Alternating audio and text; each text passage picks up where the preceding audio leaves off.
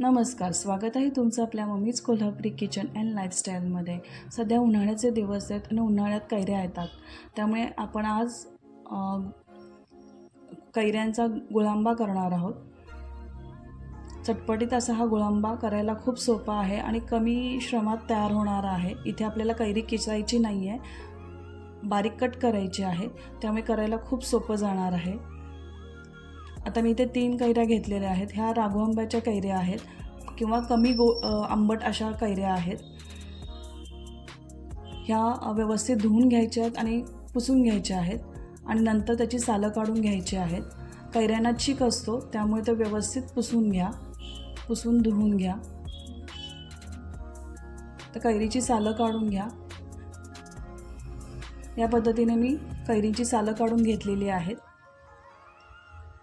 मी आधी म्हटल्याप्रमाणे आपल्याला कैरीचा किस करायचा नाही। एकतर कैरीचा किस केल्यानंतर त्याला पाणी खूप सुटतं आणि ते आटण्यासाठी आपल्याला जास्त वेळ जातो, त्यामुळे असे कैरीचे बारीक बारीक तुकडे करून घ्यायचे आहेत।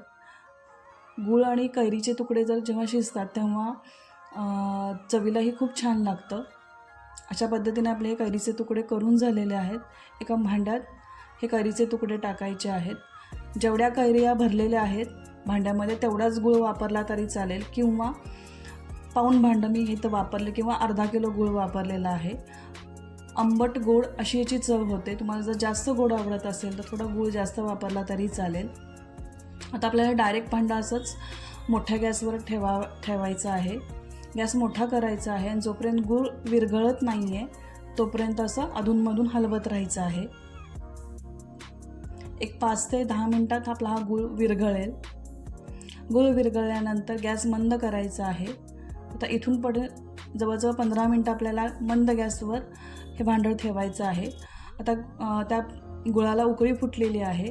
लवंगा 4 टाकायच्या आहेत। लवंगामुळे काय होतं, एकतर गुळांबा जास्त दिवस टिकतो, कैरी बाधत पण नाही आणि चवही छान येते। आता फक्त अधूनमधून हलवत राहायचं आहे। एक 15 ते 20 मिनिटांनी त्याचा कलर बदललेला आहे। असा मधासारखा हा गुळांबा तयार झालेला आहे। थोडा रस अजूनही आहे त्याच्यामध्ये। तुम्हाला जास्त रसदार जर गुळांबा आवडत असेल तर या पॉईंटला बंद केलं तरी चालेल, पण थोडासा आणखीन घट्ट झाल्यानंतर तो जास्त छान लागतो। इथे जायफळ पावडर पाव टीस्पून टाका। जायफळानं खूप छान चव येते। काही जण वेलदोड्याची पावडरही टाकतात। तर ती जायफळ पावडर व्यवस्थित मिक्स करून घ्या। गुळांब्याला चकाकी आलेली आहे, ह्याच्यावरून ओळखायचं आहे की आपला हा गुळांबा व्यवस्थित तयार झालेला आहे। आता जरी पातळ दिसत असला तरी थंड झाल्यावर तो परत घट्ट होणार आहे।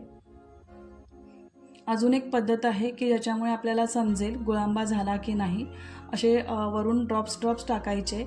जर तो थेंब ताणत असेल तर ओळखायचं की हा गुळांबा झालेला आहे। जास्त वेळ जर तुम्ही ठेवला तर पाक तयार होईल आणि फोडी कडक होतील। आता गॅस लगेच बंद करून टाकायचा आहे आणि हे पूर्णपणे थंड होऊ द्यायचे, कोमट पण नाही। पूर्ण थंड झाल्याशिवाय आपल्याला काचेच्या बरणीत भरायचं नाही आहे। तर पूर्ण थंड झालेला आहे। पूर्ण थंड झाल्यानंतर हा गुळांबा असा घट्ट होतो।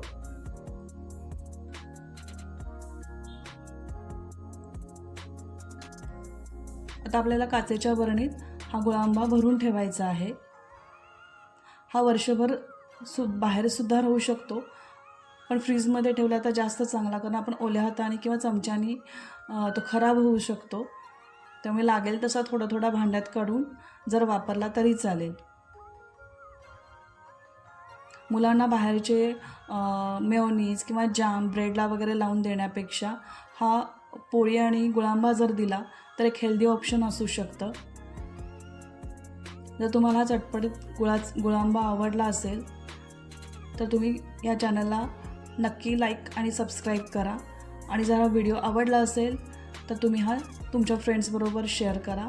चला तर भेटूया अशाच नवीन चटपटीत रेसिपींसहित। तोपर्यंत मस्त खा आणि मस्त राहा।